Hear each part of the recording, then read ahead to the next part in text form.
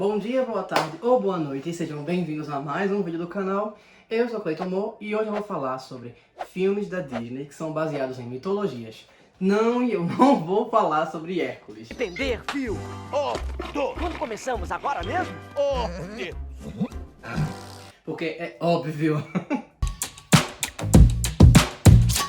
Então, vamos lá. Antes que eu receba um disclaimer, eu vou começar sobre Valente, que é Pixar, né? Enfim, então é Disney Pixar, ok? Valente, ela é baseada na mitologia celta. Ela não é uma história basicamente, pelo menos não que eu saiba, é uma história básica, uma história que é fechadinha, que é bonitinha, que já vem de uma história celta, né? De algum conto celta. Mas ela traz vários enredos, por exemplo, aquelas luzezinhas que aparecem na floresta, no filme de Valente, são os Will-O-Wisps. Os Will-O-Wisps são como se fossem espíritos da floresta, que eles mostram o caminho. Eles também podem lhe confundir, mas eles mostram o caminho para você, e isso basicamente tem na mitologia celta. A gente também pode falar sobre a bruxa, né, que aparece. A última vez que fiz isso foi para um príncipe. Ele era bonitão e fortão. Ele queria que eu lhe desse a força de 10 homens. Poções que transformam as pessoas, isso também é um conceito da mitologia celta. Isso era muito comum, isso é citado em inúmeras histórias sobre... por exemplo, tem uma bruxa celta chamada Ceridwen.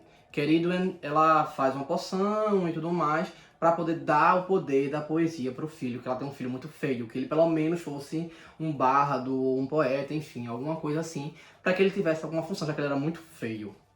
Não é o caso, mas a poção é usada transmutação também, para você mudar, aqui no caso de Valente, né? Você muda de uma pessoa para um urso, né? A história de irmãos que brigam, de reis que brigam, isso também é bem comum nos celtas. Os celtas viviam brigando entre si, vinha do mesmo povo, mas adoravam bater de frente um com o outro. A Irlanda declarava guerra contra o país de Gales inúmeras vezes, não cansavam a respeito disso. Pode ver os três, né, que são os três reis lá também celta. Tem uma apariçãozinha ali do Stonehenge, que também é celta. Então assim, o filme é cheio de referência celta. Tem também a neblina, a parte de... Nesse caso, o arco e flecha não é mitologia celta, mas é o povo celta a referência. Então assim, não falta referência dos celtas para Valente. Outro filme que eu vou trazer também, que esse filme não tem muita... Vamos dizer assim, não teve muita aceitação, não teve muito sucesso, nada do tipo, mas eu gostei bastante, é Dois Irmãos. Esse filme, ele é basicamente celta, porque assim, ele é baseado num RPG clássico. E o RPG clássico, ele é baseado completamente em mitologia celta, né? Praticamente tudo, a questão dos magos, dos bardos, do clérigo, dos elfos, isso é tudo do conceito da mitologia celta. Então, no filme mostra, né, basicamente eles são elfos, né, que estão viajando, que eles tinham acesso à magia, antes, e perderam e viram além desse acesso à magia, né, e acontece um evento lá com o pai deles, no caso, com um cajado que o pai deles deixou, e um deles herda a magia e começa a usar com o auxílio do irmão mais velho, no caso o irmão mais novo que usa, e o irmão mais velho ajuda ele porque o irmão mais velho acreditava na magia, que fazia estudos, mas ele não tinha o poder da magia. Quem tinha era o irmão mais novo. E aí eles acabam conjurando um encantamento que traz o pai à vida pela metade. E aí eles vão viajar para tentar finalizar esse encantamento, para ver se eles conseguem passar um tempo com o pai, né, trazê-lo de volta à vida. Porque tem todo lá um ritual, que também é um conceito que vários povos traziam, inclusive os celtas. Existem outras coisas também lá para citar, por exemplo, as fadas estão lá, tem quimera. Quimera não só tem na questão da mitologia celta, né? Assim como também tem o centauro, que ambos têm referências gregas.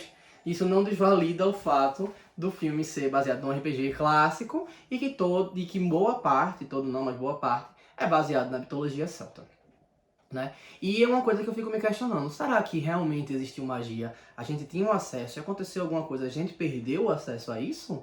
Qual foi o evento que fez isso, caso tenha existido, né? E aí a gente pode se comparar naquela realidade ali. Eu acho isso bem legal pensar. Outro filme que eu vou trazer é Moana. Então, Moana é mitologia polinésia, que um dia eu faço um vídeo nesse canal sobre mitologia polinésia. Moana é mitologia polinésia, e por mais que seja muito fofinho, bonitinho e tal, a mitologia polinésia é uma mitologia que tem muita briga, tem muita guerra, e assim, eles praticamente pegaram um conceito, um conto interessante, um conto legal, que transformaram no filme, né, de Moana. Maui, que é o conto. Para o semideus Maui. Transmorfo? Semideus da água e do ar? Eu sou Herói Moana do mundo. Quê? Maui, eu acho que o filme representa bem o que as lendas falam sobre ele, sobre ser uma pessoa traquina, sobre ser uma pessoa meio que despreocupada, mas ao mesmo tempo se importa em fazer as coisas. E o filme é baseado no conto que Maui vai pegar o fogo e trazer para a humanidade, para os homens no caso, né? Ele não só faz isso, mas quando ele rouba o fogo, ele faz a deusa do fogo ficar completamente possessa contra ele e atacá-lo.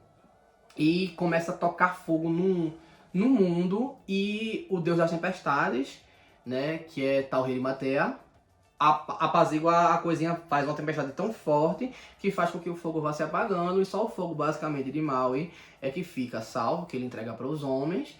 E essa deusa, o resto do fogo dela, ela coloca nas árvores. Os polinésios falam que a gente pode conseguir fogo queimando a madeira por causa disso, porque a deusa coloca o fogo dentro das árvores, então o fogo está dentro das árvores. Eu acho muito bonitinho. Isso são várias coisas nos polinésios que tem interessantes deles pensarem dessa forma filosófica, que é bem legal, mas ao mesmo tempo a mitologia é bem de guerra. E esse é um dos poucos contos que Maui é fofo, que dava pra ser fofo de alguma forma, apesar dele fazer merda, né? Então, é bem parecido com a história de Moana mesmo, e eles conseguiram ter uma abordagem que ficou bem legal, né? Outra história que eu vou falar é a Bela Adormecida. Então, a Bela Adormecida, por mais que seja uma história que você faz, ah, tá, que negócio chato, ah, tá, que negócio sem graça, né? Ou você pensa, ah, Malévola. Então, primeiro, a parte de Malévola tem conceitos ali celtas, como eu já falei no de Dois Irmãos e no de Valente, tem conceitos celtas, porque Malévola é uma fada, só é uma fada diferente lá, né, e tal. Quem assistiu o filme viu, né, até a questão também dela ter medo do ferro, então ela não pode tocar no ferro, que também é sobre mitologia celta, também tem falado nos nórdicos isso, enfim. E, como é que diz, tem essa questão, sendo que no final, que o príncipe pula lá, as coisas pegando fogo, a pilar de fogo, que ele pega o cavalo e pula, pronto. Aquilo ali é baseado numa história nórdica, que é a história de Sigurd. Sigurd, ele passa por algumas, não é baseado, a história não é só da parte da Bela Adormecida, a história passa por várias peripécias, várias coisas, e acontece algumas coisas, e vai culminando nesse encontro com essa mulher. Não era o princípio original da história, mas desenrola através disso. Tem uma mulher lá que não é sobre ela, nesse caso é sobre ele, e ele chega num castelo, no meio da floresta, de uma princesa que estava lá esperando alguém escolhido, aquela conversa todinha de conto de fada, e tem uma parede de fogo, que não é todo mundo que consegue pular, e ele pula por essa parede, e por ele pular, isso já começa a quebrar o encantamento, aquele negócio todo. É uma história bem longa de Sigurd, eu acho que por isso que pegaram só um pedacinho, que seria um pedacinho que seria rentável, vamos dizer assim, para um filme para criança, então eu acho que foi essa a ideia. Outro filme que eu posso trazer é Luca, também baseado em mitologia celta. No caso de Luca, são os Finfolks, que eu já falei em outros vídeos.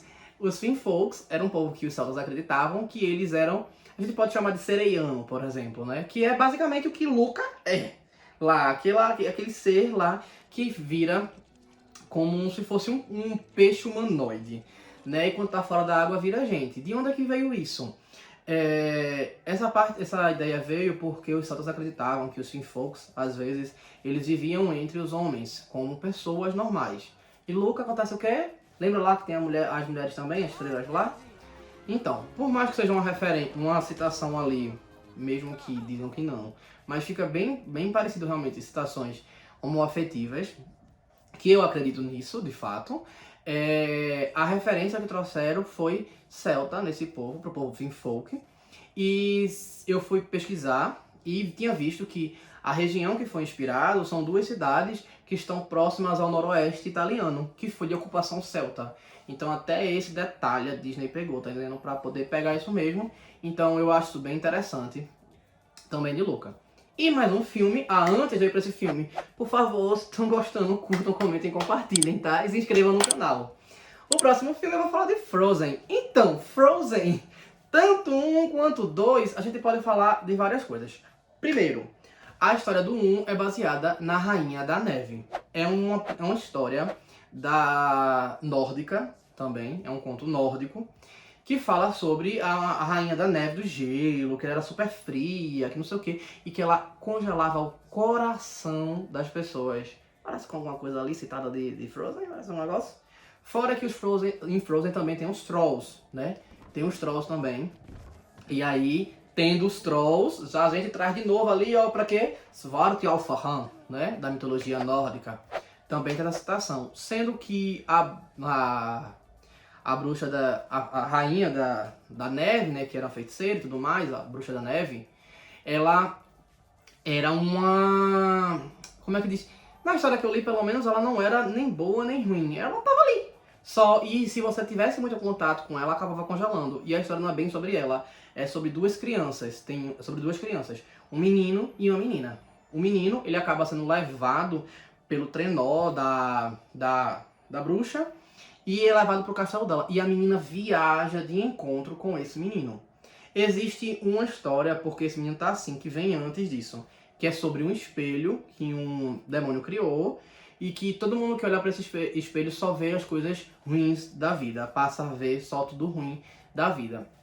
E teve um momento que esse demônio, ele quis levar esse espelho pra...